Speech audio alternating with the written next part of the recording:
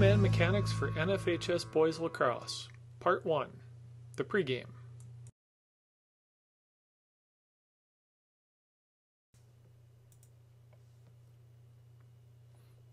There are 6 components to the pregame: off-field preparation, field inspection, coach's certification, briefing the table personnel, the coin toss, and the lineup.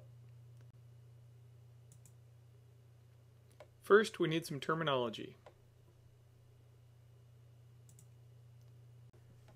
The rules tell you what your job is, and mechanics tell you how to do that job. There are 4 key elements to mechanics. Procedures relate to handling specific situations, such as the coin toss and the lineup. Responsibilities relate to how to enforce certain rules and which official must enforce them. For example, when a 10-second count must be started, you need to know which official should start that count and how they execute that count. Positioning concerns where you need to be on the field to have the best chance of making the right call.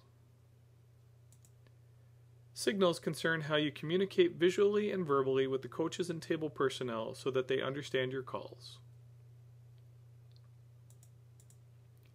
In two-man mechanics, there are 2 officials: a referee, denoted by an R on the slides, and an umpire, denoted by U. These positions are determined by the assigner. During the game, both officials have equal responsibilities. It's not like soccer or football, where different officials have different duties. However, if there is any disagreement between the officials, the referee resolves it. An example would be if one official thought loose ball goalie interference was a free clear, and the other thought it was just possession awarded in the alley. Whatever the referee decides is what will be enforced. This means the referee must have a solid grasp of the rules. The referee also has some additional responsibilities. The referee must confirm game details, conduct the official's pregame meeting, conduct the coach's certification, brief the table personnel, conduct the coin toss, and conduct the lineup.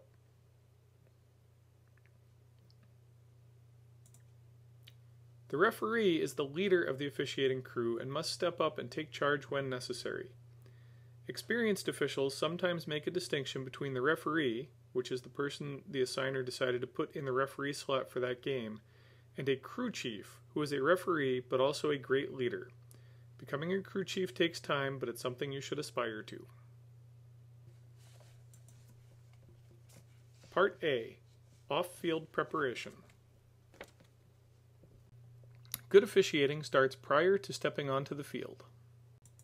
The referee should confirm the game date, time, and location with the home team coach. Both officials should get contact information for the home team and their partners. Getting contact information is critical because if you get lost or are stuck in traffic, you need to be able to contact your partner or the home coach. The referee sets the time and place for the pregame meeting, and the referee writes certification cards. Blank certification cards can be downloaded from the U.S. Lacrosse website and printed onto cardstock. Some officials' organizations provide cards to their officials each year.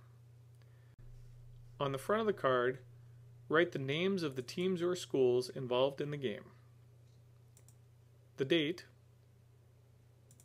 and the full names of the officials. Since this presentation covers two-man mechanics, there is no field judge listed for this game. The back of the card has the coach's certification written out. This will be covered in more detail later. Certification cards must be issued to each head coach prior to every game at every level. This helps to establish expectations, serves as the team warning, and helps to protect you from legal liability. Don't ignore this step simply because the game is for a youth or off-season league.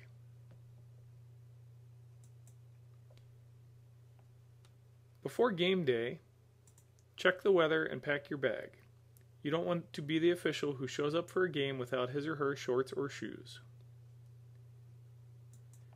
Review rules and mechanics, especially if there have been any recent bulletins. Get accurate directions to the game site. Don't rely on Google Maps or GPS since they aren't always accurate. And the referee prepares for the pre-game officials meeting.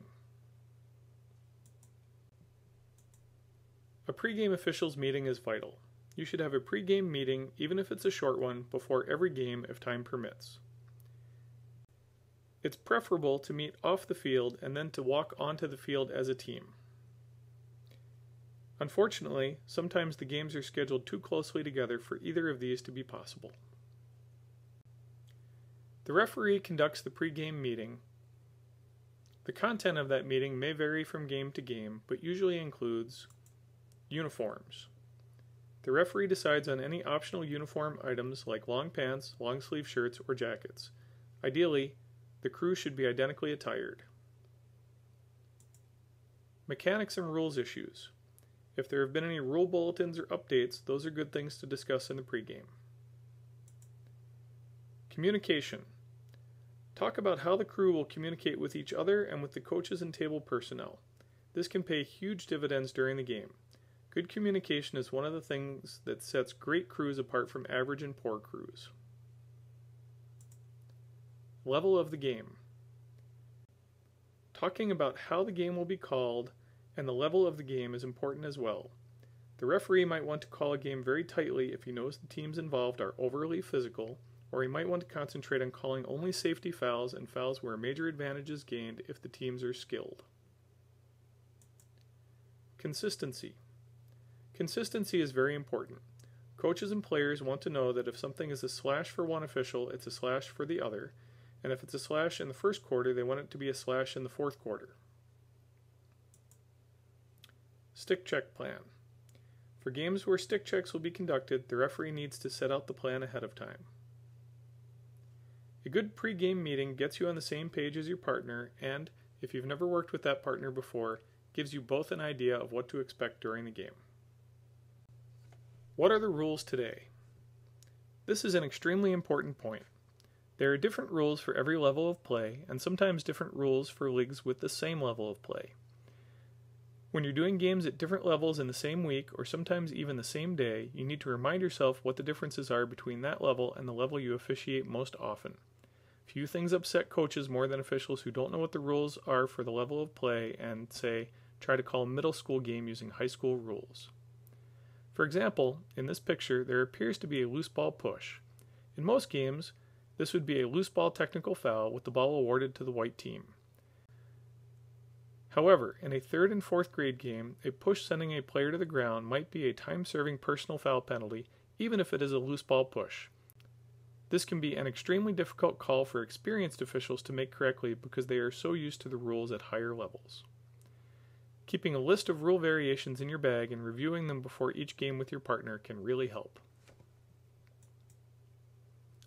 This is the end of Pregame Mechanics Part A, Off-Field Preparation. You will now take a short quiz before moving on to the next section.